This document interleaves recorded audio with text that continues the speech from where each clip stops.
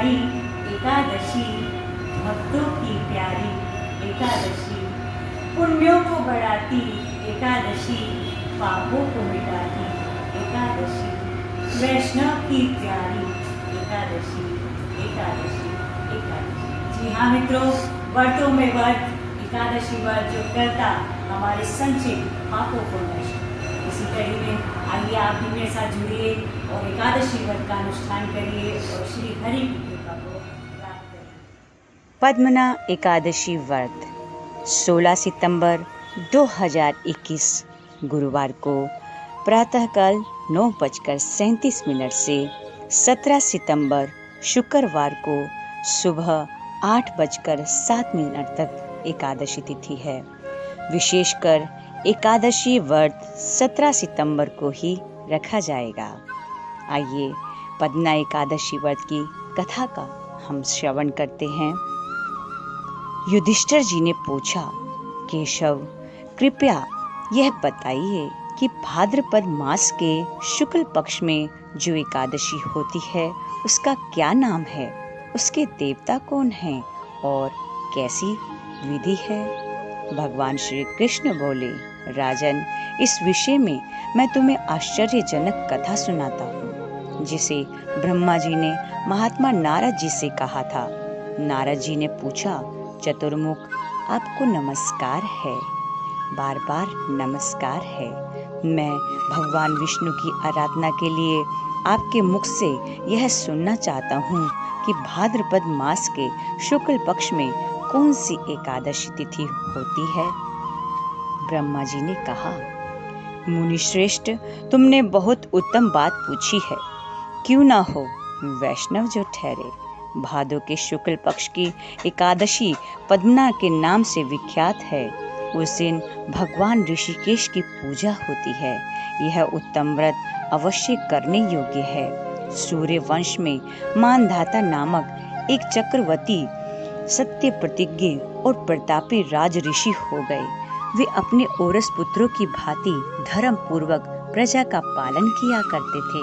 उनके राज्य में अकाल नहीं पड़ता था, मानसिक चिंताएं नहीं सताती थी और व्याधियों का प्रकोप भी नहीं होता था। उनकी प्रजा निर्भय तथा धन धान्य से समृद्ध थी। महाराज के कोष में केवल न्यायोपार्जित धन का ही संग्रह था। उनके राज्य में समस्त वर्णों और आश्रमों के लोग अपने अपने धर्म में लगे रहते थे। मानधाता के राज्य की भूमि कामधेनु के समान फल देने वाली थी। उनके राज्य काल में प्रजा को बहुत सुख प्राप्त होता था।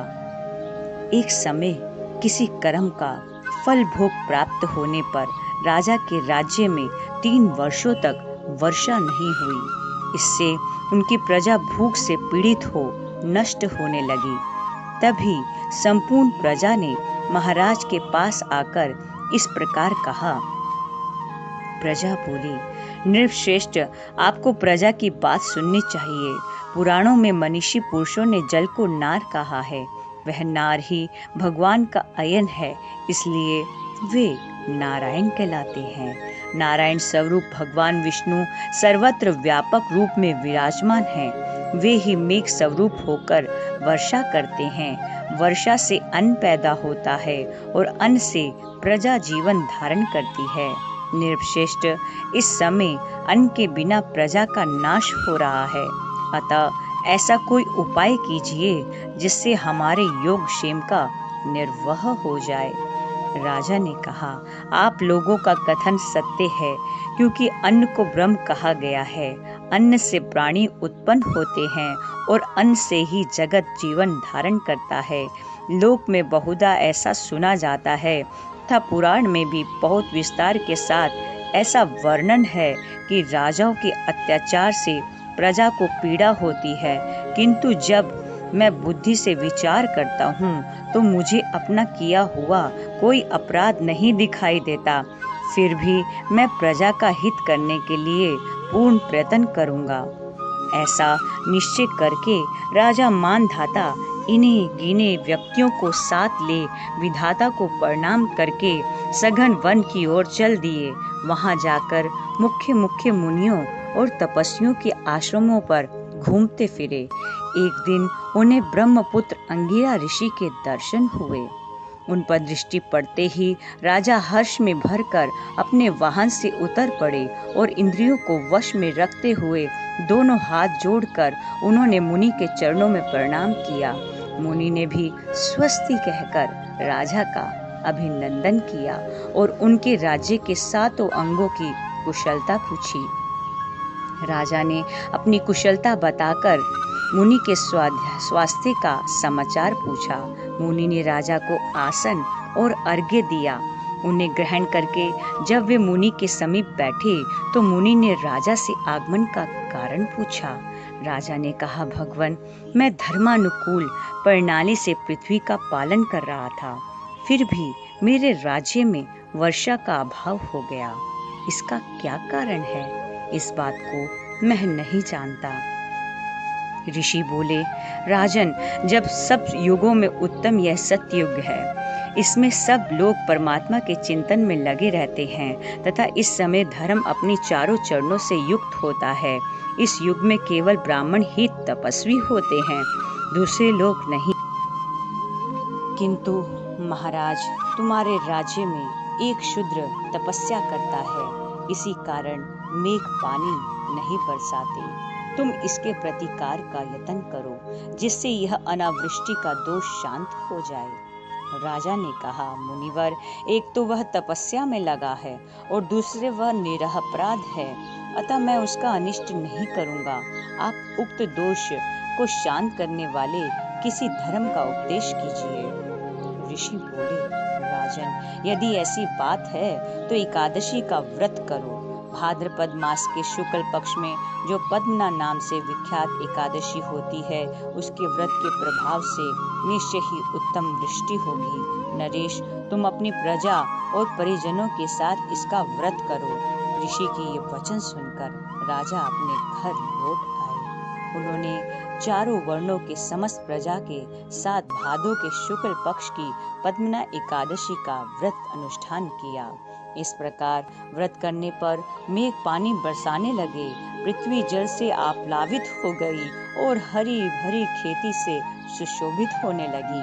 उस व्रत के प्रभाव से सब लोग सुखी हो गए।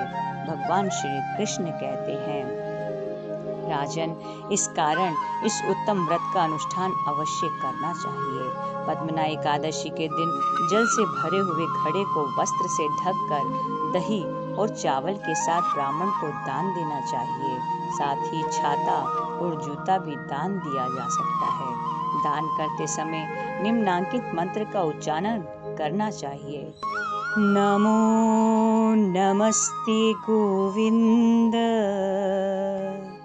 बुद्ध श्रवण संज्ञक, अघोग संशयं कृत्वा सर्वसौख्य प्रदो भव। भुक्ति मुक्ति प्रदश्चैव लोकानां सुखदायक। बुधवार और श्रवण नक्षत्र के योग से युक्त द्वादशी के दिन बुध श्रवण नामक धारण करने वाले भगवान गोविंद, आपको नमस्कार है, नमस्कार है। मेरी पाप राशि का नाश करके आप मुझे सब प्रकार के सुख प्रदान करें। आप पुण्य आत्मा जनों को भोग और मोक्ष प्रदान करने वाले तथा सुखदायक हैं। राजन, इसके पढ़ने और सुनने से मनुष्य सब पापों से मुक्त हो जाता है, मुक्त हो जाता है।